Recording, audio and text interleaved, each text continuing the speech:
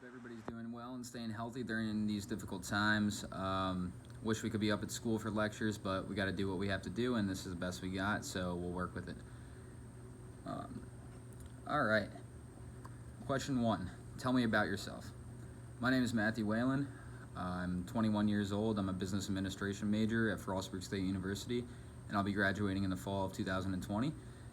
I went to Hammond High School in Columbia, Maryland. I won the Principal's Award of Achievement while there. I was the captain of the varsity baseball team while there. And moving into college at Frostburg, I was a member of the Frostburg State swim team for 2.5 years.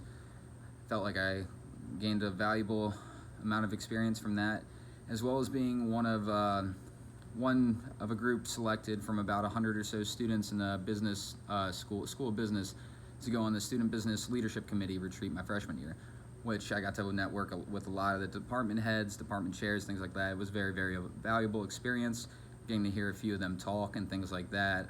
Learned a lot of things that I otherwise would not have. All right, question 2. Give me an example of when you made a mistake and how you handled it.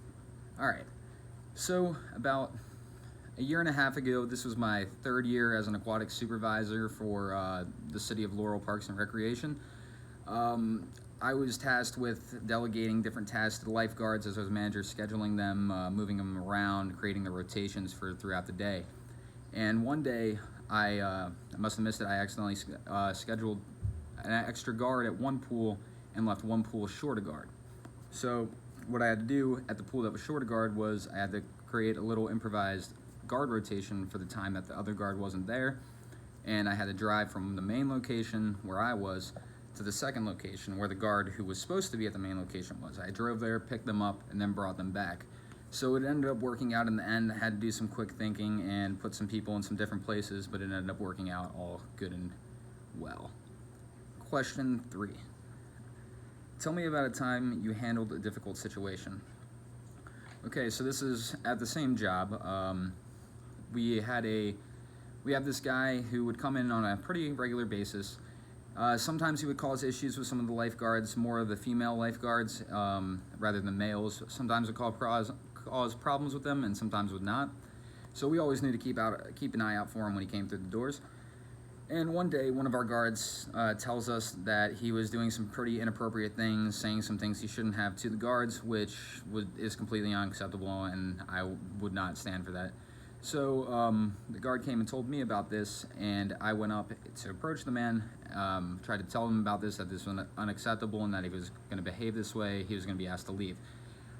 He was very unruly. He did not seem to respect or care about anything that I had to say.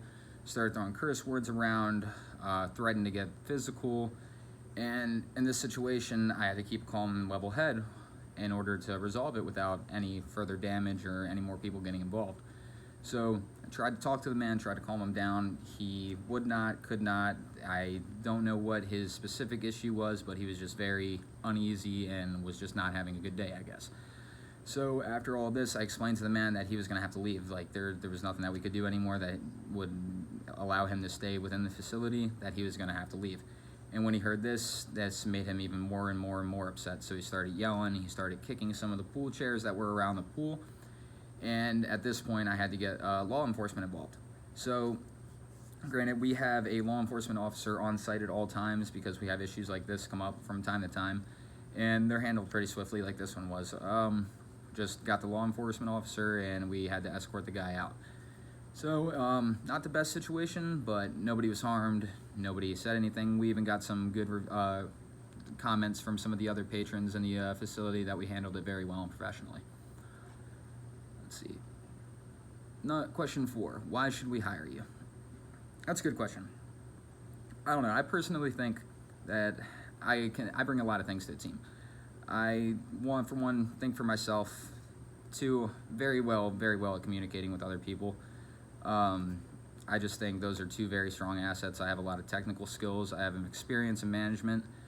So I think those things make me a good candidate, and just this job seems really interesting. Like it's great. Question 5. What are your professional strengths and weaknesses?